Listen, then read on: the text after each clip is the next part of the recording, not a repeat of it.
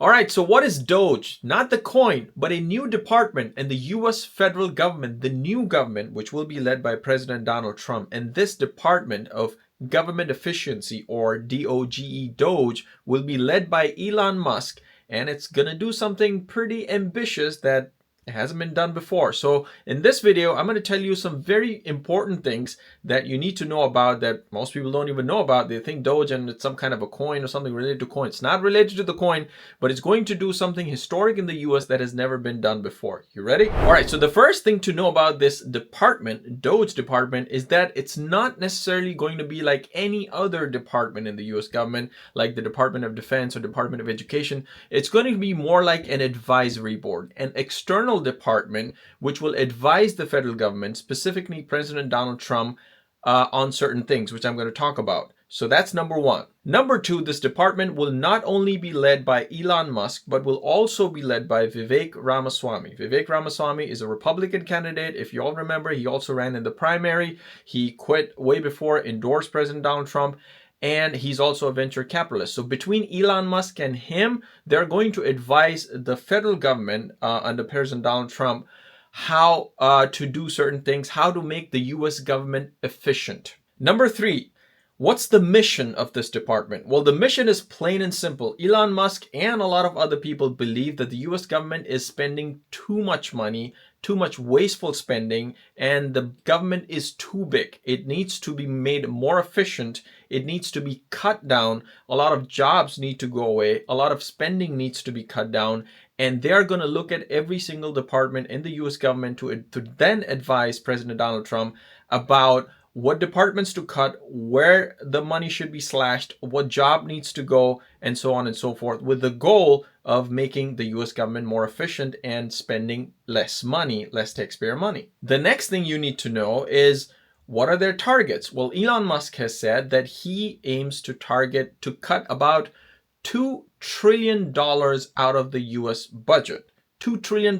So just so you know, the US government spends roughly about $6 to $7 trillion every year. That's their annual budget. So if they are able to cut down 2 trillion, that's about a quarter or more than a quarter, 30% of the US budget. If they can cut down that much money, that'll save a lot of money to the US government, to the taxpayers. And then that money, the $2 trillion, could pretty much be saved or spent on so many other important projects that maybe the public wants. The next thing you need to know is, well, okay, if they're going to cut down departments, what departments specifically they are targeting? Well, there have been a lot of talks about it and they're going to look into it, but for what we have seen so far, the information that they have shared on social media, by the way, the DOGE also has an X or Twitter account too, and they share a lot of wasteful spending of the US government. A lot of speculations, but primarily they're looking at departments like Department of Education, the IRS, the Tax Department, the Department of Consumer Protection, and so many other departments where a lot of money, what they believe, is going to waste, and that money can be saved. And not just money can be saved, but once you cut those departments, you will cut a lot of regulations in the US too. And what that means, when you cut regulations, new businesses, new ideas can easily be advanced faster than before, because regulations believe these advancements in the US, especially in the case of Elon Musk. I think he had some regulation hurdles in California because of too much regulation, and then that's why he had to move to Texas.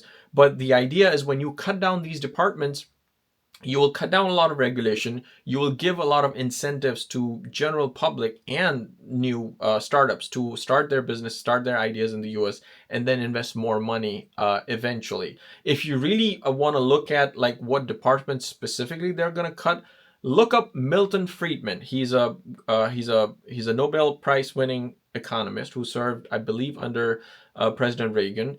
He was a very famous economist, a libertarian, and he actually, in one of his older videos, he laid down a list of so many departments in the federal government, the federal U.S. government, that do not need to exist. For example, Department of Education, the Department of Agriculture, and so on, because to them, to those who believe in a small government and libertarian government, the less the government the less the government spends on the federal level, the better for public, the better for states, the more money you save, and the more room for advancement in the US. So you can check that out. Another very interesting thing about this Department of DOGE, is that it has also set its own expiration date. Have you ever heard of any government department that sets its own closure date? And they intend to finish their work by 4th of July 2026. Meaning they're giving themselves about a year and a half from like January 2025 to July 2026, which will also mark the 250th anniversary of the USA. Interesting. Another very important thing that's been promised about this department is transparency and public engagement, meaning whatever this department is going to do, they're going to make their policies, their actions public through social media and whatever means they use. And they're also going to include people's engagement as to what they think of certain expenditure in the government. Should it be kept? Should it be slashed? This and that, whatnot.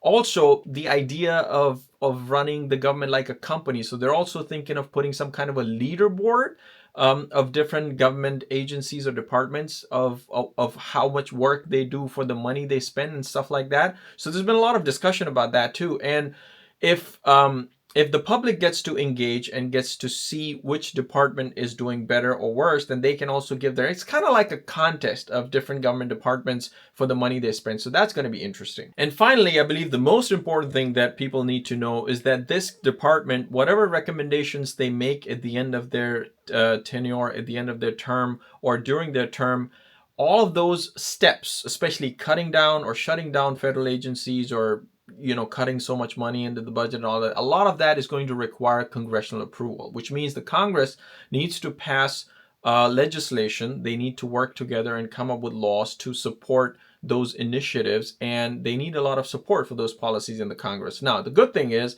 right now, the current makeup of the Congress, the new Congress, is going to be Republican heavy, which means President Donald Trump will have a heavy mandate to do a lot of those things that will be recommended by Elon Musk and Vivek Ramaswamy under this new department. So it'll be very interesting to know, starting January, once this new government starts, we'll be able to see what departments are going to stay, what departments are not going to stay. And not just for the US, I think this department, or this whole DOGE thing, is going to be very important for the world, for many countries where people want to cut down government expenditures or bring down corruption in the governments and this and that. It's going to inspire a lot of other countries to take those initiatives and cut down expenditures or cut down costs in their government.